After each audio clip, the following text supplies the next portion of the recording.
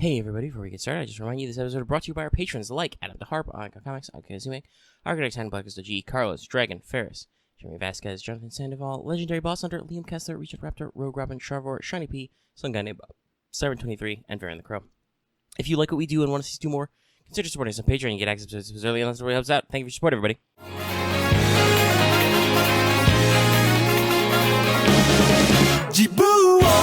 Hello, everyone, and welcome to Let's Talk FGO Wanted, the show where we let you know if you want to roll that 5-star. Did you enjoy that special intro? And if there was no special intro, YouTube didn't like it, even though I edited that down a lot to make it work and be small. Well, we hope it did. I'll work around it. If the joke is edited out, ask me in the comments. I'll let you know.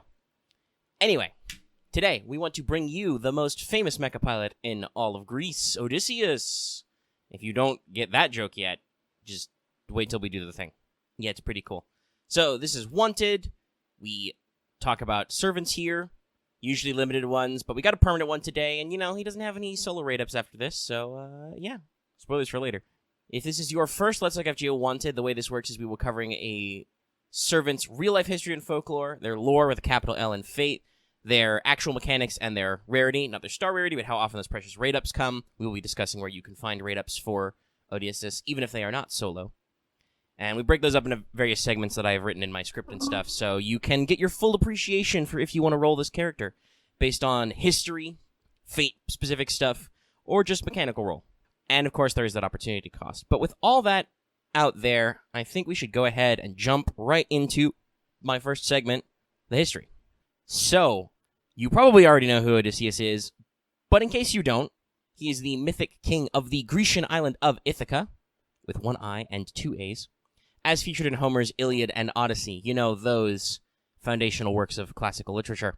This is probably the real island currently named Ithaca, which is an island off the west coast of Greece in the Ionian Sea, and during the Mycenaean period was quite a wealthy city kingdom before it waned in later eras. However, I would like to put forward there is some debate if the literal island of Ithaca was meant to be Odysseus' kingdom, because there are descriptions of the island in the text of the Odyssey, and possibly the Iliad, and based on those descriptions, it may have actually been other Ionian islands nearby, but this is a subject for a different time. Suffice it to say, still that general ballpark area, given other mythological clues. Now, Odysseus' name has linguistically been linked with verbs for things like wrath, lament, and lost, which leads to a lot of wordplay, but it also could be taken from an earlier Indo-European root. In the story, because Homer loves epithets, and so do I, Odysseus is frequently referred to as the epithet Metis, meaning cunning. Yes, that same Metis. She embodies that cunning. So, smart boy Odysseus. Now, Odysseus' father is listed as Laertes, king of Kephallonia, which is the region of the Ionian Islands, who was also an Argonaut, and also participated in the Caledonian boar hunt. Yeah, everybody really hangs out and is around. His mother was Anticlea, who was the daughter of the famous thief Autolycus, who himself, Autolycus that is a son of the god Hermes, meaning that Odysseus is Hermes' great-grandson, and Autolycus was embodied with all those funny powers of his cool boy dad. And Autolycus is also credited with coming up with Odysseus' name. Yes, Grandpa came up with a grumpy name for little Odysseus. By the way, there is also apparently some sources that have that Odysseus' father is actually Sisyphus. That's not relevant right now. We're going to go with the Laertes version. You'll see why later. So, Odysseus begins his famous mythic exploits in the Iliad. Sorry if I fuck up any of my consonants. There's a lot of double S's. I have to say the word Odysseus a lot. But later mythographers have appended a bit before this period. We know, obviously, that when it starts out, he is married to Penelope, daughter of a Spartan king, and has a son, Telemachus, who is just barely born before the Trojan War.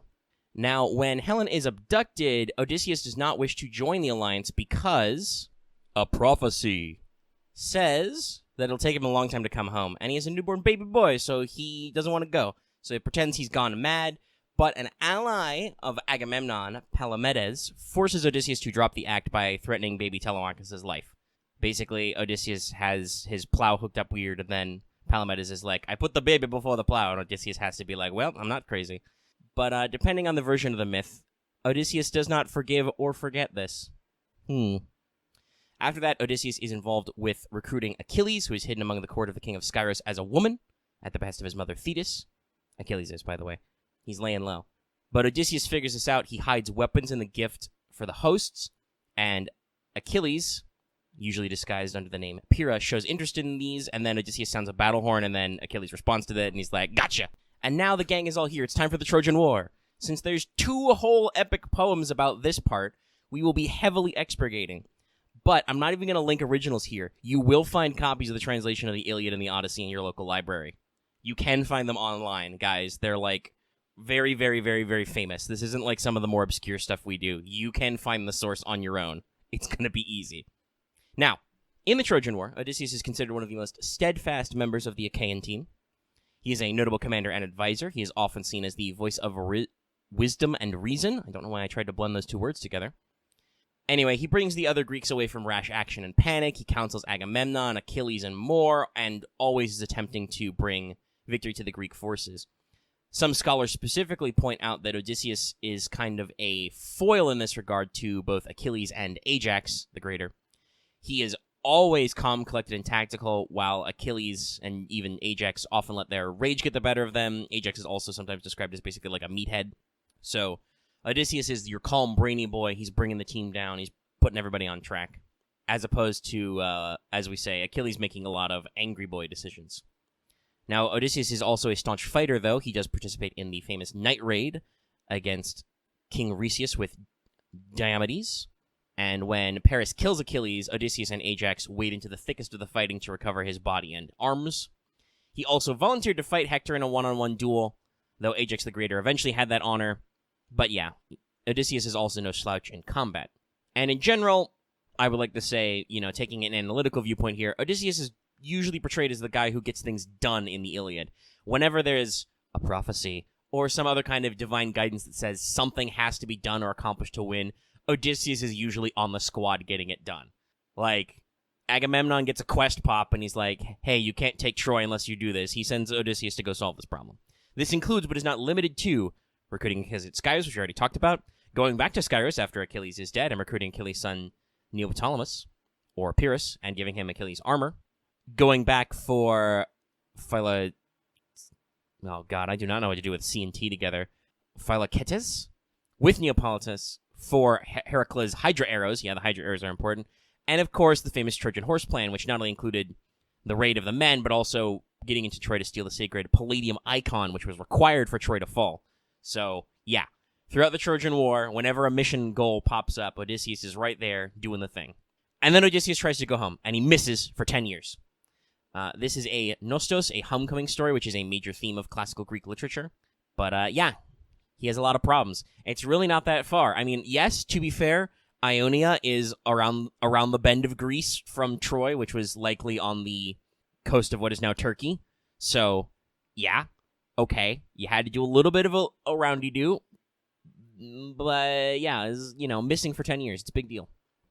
On this journey, Odysseus has many famous anecdotes from every weird, cursed, and wacky island in the Greek archipelagos. This includes the famous Lotus Eaters, the Cyclops Incident, Kirke, the Sirens, Scylla and Charybdis, cannibals, the sea goddess Calypso. He also gets shipwrecked several times. I'm not going to recount all of these to you. Once again, you can go read the Odyssey in your own time, but, yeah, he's got a lot of stuff. He also famously pops into the underworld to check in on all his dead war buddies, but also he meets his grieving mother's ghost so she can give him intel on Ithaca, where things are going poorly. So back in Ithaca, his wife Penelope is beset by 108 suitors who all think Odysseus is dead, and there needs to be a new king of Ithaca. And for some reason, they won't take Odysseus' son as king, even though by the time the Odyssey ends, he's like 21, guys. It's been 20 literal years. So there's like 100 dudes in Odysseus' house trying to bang his wife and possibly stab his son. It's not a good time. He has to go home. Anyway, after his final boat burns down and then falls into the swamp, the last boat stays up. And we've had multiple nested flashbacks to get here. He is aided by another Deus Ex Machina and gets to go home. He disguises himself as an old man after he meets with his old buddy and his son with the aid of Athena. Also, his dog recognizes him after 20 years. It's very sad. Nothing new under the sun. And then we get to another big famous vignette, the climax of the story. Penelope, sometimes said to be inspired by Athena, sets up a contest where whomever can string Odysseus' bow which is sometimes thought by scholars to maybe have been recurve or some other like advanced bow technology, and fire it through some axes, and they'll be the king. And of course, only the real Odysseus can do that. His identity is revealed. His son and his buds kill his asshole suitors, and he is finally home, and he can bang his wife. There is also a lost play following up on this called the Telegony, where he had a son with Kirke, who goes to find him and ends up killing his dad, but it's lost, so we'll tuck that one away for later. Now, I would like to emphasize through all of this, while obviously very driven and skilled himself, Odysseus is hard carried by Athena and Hermes, gods associated with skillfulness and cleverness, because way too many other divinities are trying to kick his ass for him to have made it home otherwise. He develops grudges with Poseidon. Calypso is a sea goddess herself. He has a bad incident with Helios, which is why he gets shipwrecked one of those times, because Zeus has to blow his boat up. Like, there's so much going on here. It is also important to note that, interestingly enough, Odysseus is a very memorable figure who is recounted throughout history. There are many follow-up myths, cameos, adaptations, and more, literal fan fiction. There is also an interesting cultural comparison here, and that is that the Romans did not like Odysseus, Ulysses in Latin. This is mostly because they claimed mythological origin from Troy, so naturally Odysseus would be mum to them, but also his clever tricks and reasonable behavior offended Roman virtues of duty and honor. Basically, Romans are jocks, Greeks are nerds. So as usual, don't listen to Ovid. Also, the Aeneid is literally just the Odyssey at home. I'll even put some spice on my man Dante here, putting Odysseus down in the false counselors, probably because he only had access to Ovid and the Aeneid, not the original Greek Homer at the time. And that's history. We hope you've enjoyed this mini-telling of two epic poems, which are huge. Let's talk about fate. Now, as seems to be usual these days, the lore section will be much shorter, as Odysseus in Fate is pretty much the same, often going back to some of the oldest foundation in terms of characterization, going right back to them sources. He is cunning, willful, driven, and characterized by his strong love for Penelope and his desire to return home, even wishing to overcome Kirke and Calypso, who are macking on him. He even has a skill which negates charm. He is also pretty reasonable, apparently, and friendly with both Greek and Trojan heroes. Kind of emphasizes the nature of a man who doesn't like war and really just rather be home with his kid and his dog. You know, he's just a guy doing stuff. It's pretty relaxed. Now, there is an interesting note here in the lore, which is the Aegis, which is Odysseus' second noble phantasm.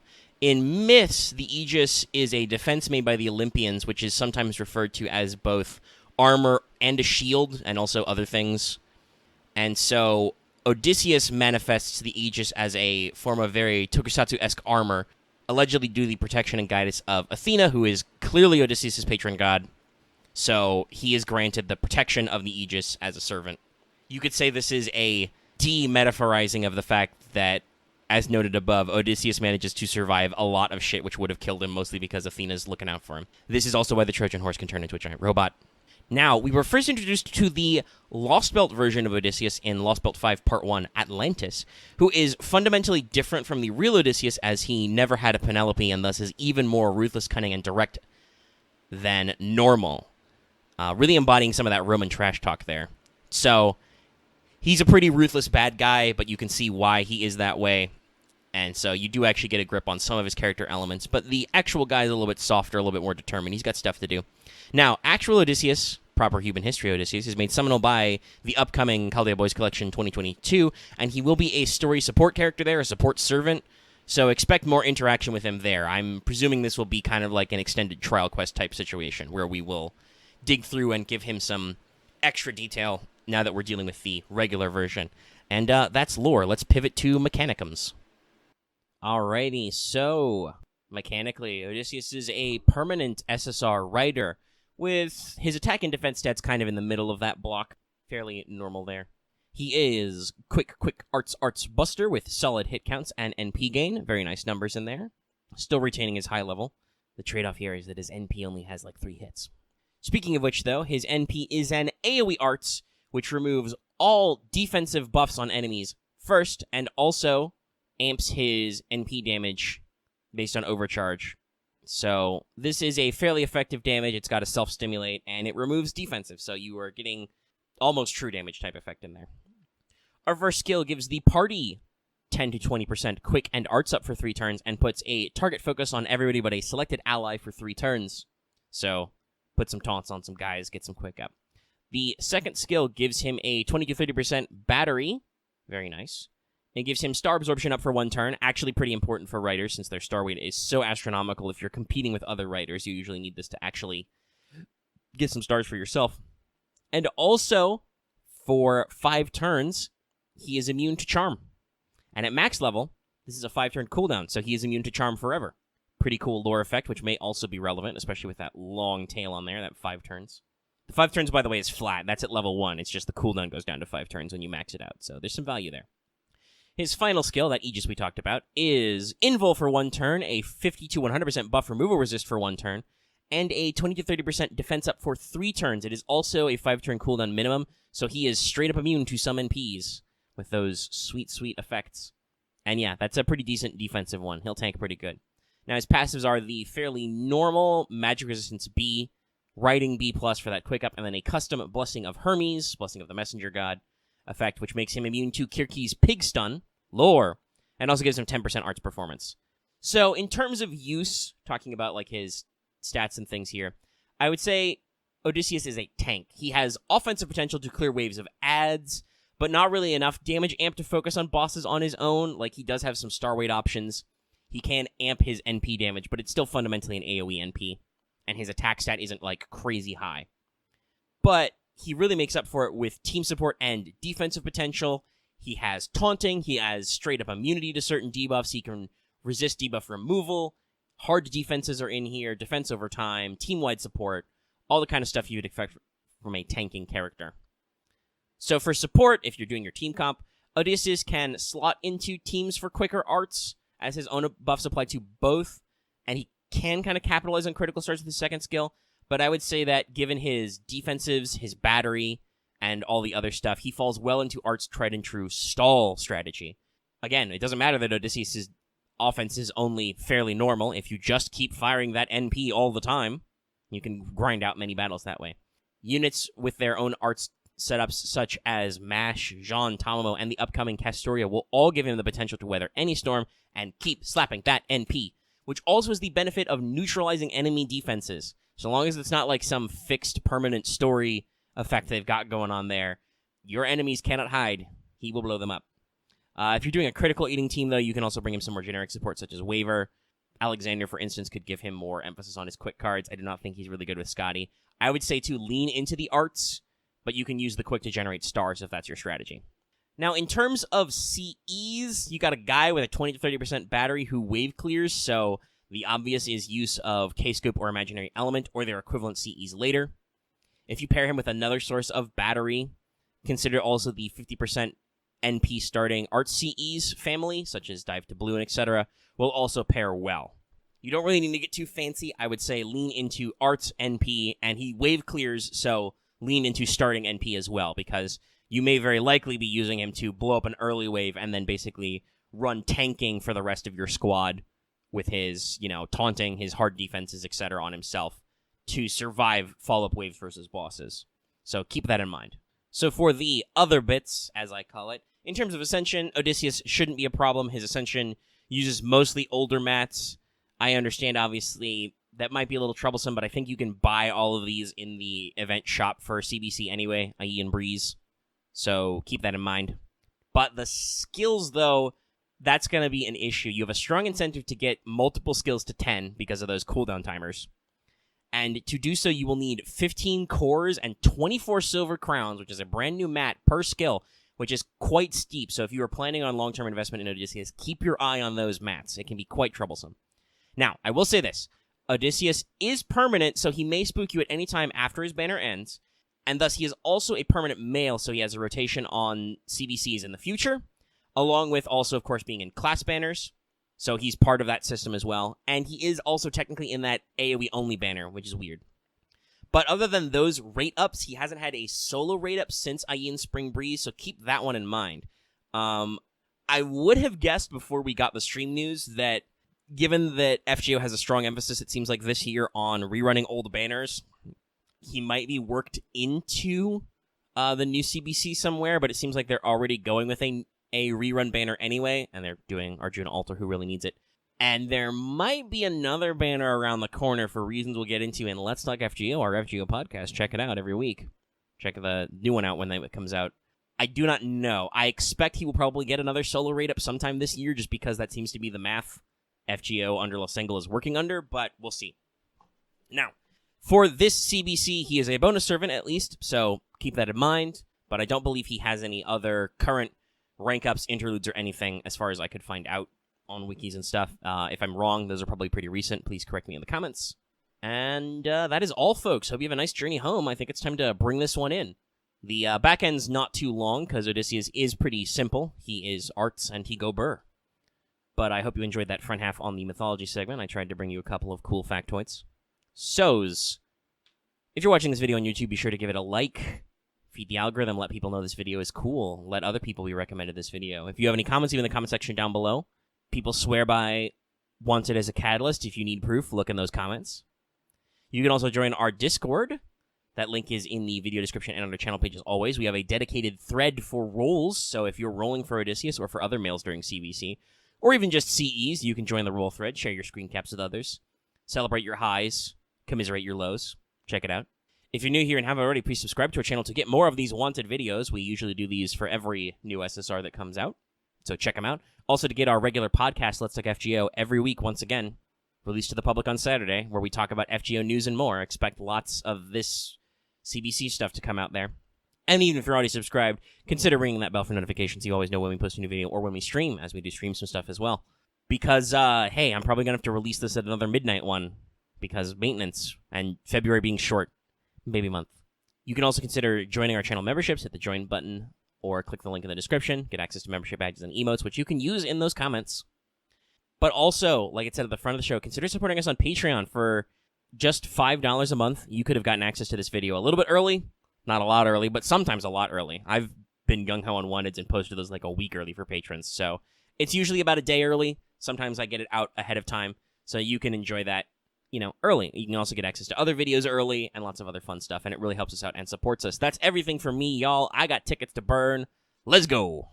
Get ready for Dioscuri later this month, probably. Yay, more Greek stuff.